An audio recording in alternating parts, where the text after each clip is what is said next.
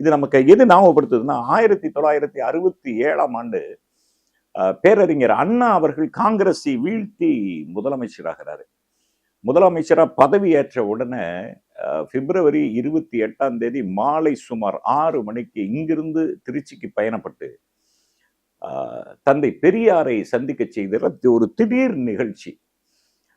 தந்தை பெரியார் வாசல்லையே காத்துக்கிட்டு இருக்காரு.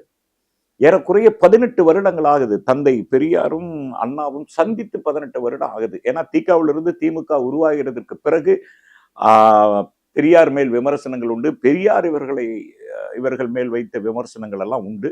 ஒரு மிகப்பெரிய இடைவெளி, 18 வருடம் இடைவெளி. ஆனா பதவியேற்ற உடனே முதல்ல நேரா போய் பெரியாரை தான் சந்திக்கணும்னு அந்த பிப்ரவரி 28 மாலை 6 மணிக்கு பேரறிஞர் அண்ணா அவர்கள் பெரியாரை சந்திக்க போகிறார். பெரியாரும் காத்திருந்தார்.